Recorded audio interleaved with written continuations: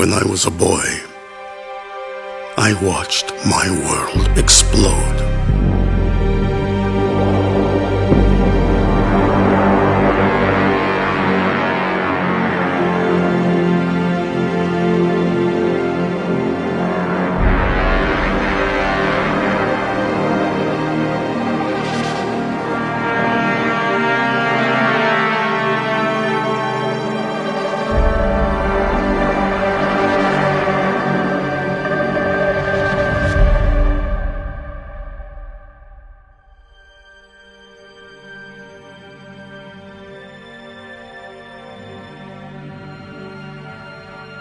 I thought I lost everything in that fiery nightmare.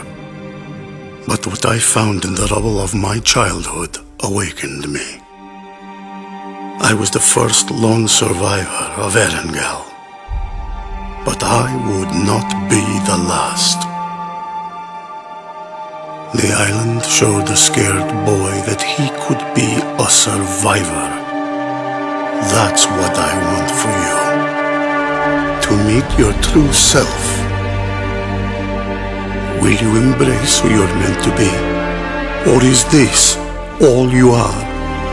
Will you find a person strong enough to conquer their fear? Or will you die because you were too weak to understand it? Yes, my friend, everyone is searching for themselves. That search ends here, the place I once called home. Welcome to my battlegrounds. Welcome to the Battlegrounds Tour Agency's tour of Erangel.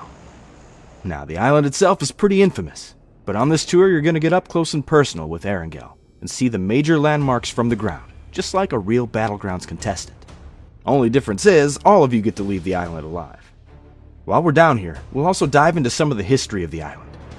Nobody really knows the whole story about what went down here, but with the help of prominent Battlegrounds historians, we've pieced together some of the clues left behind. Now, when people still lived here, there was quite the little community on the island. Farmers, laborers, physicians, teachers, even dock workers made up Erangel's economy, and everyone contributed to keep the island a self-sustained place.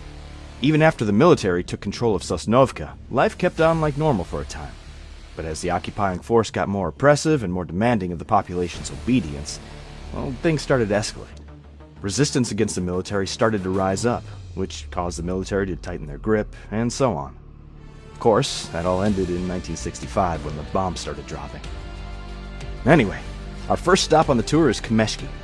It might look like a sleepy seaside town, but Kameshki was actually quite important to the resistance, as is apparent by their hidden-in-plain-sight base. This was one of several bases set up around the island to monitor what the military was doing and plan strikes against them. And being so close to Stalber, you can bet they were relaying communications of their own. Speaking of, let's head up the mountain. Stalber is one of the highest points on Erangel, and as such was the perfect spot to set up communications arrays. While we don't know for sure which side of the conflict controlled Stalber, the resistance base in Kameshki and the bunker just down the hill tell us that this area was mostly blue territory. They even flew the flags of their enemy down here to help throw them off their trail. This here is Erangel's infamous crash site. It's nothing compared to that aircraft graveyard down on Sosnovka, but it being so out of place is exactly what makes it interesting.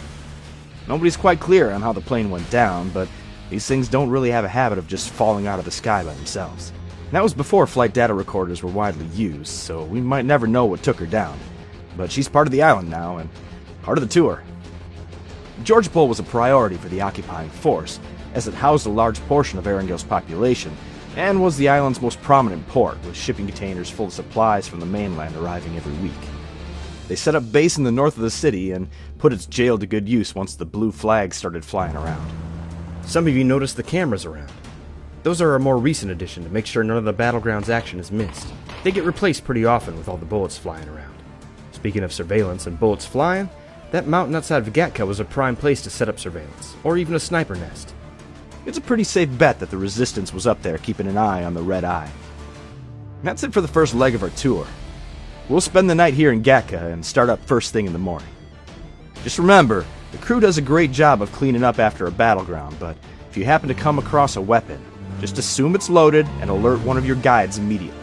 Last thing we need is to cut the tour short to rush someone back for medical attention. The rest of the night is yours. If you're enjoying the tour, be sure to give us a 5-star review and tell your friends that it was the Battlegrounds Tour Agency that helped you explore the Battlegrounds like never before.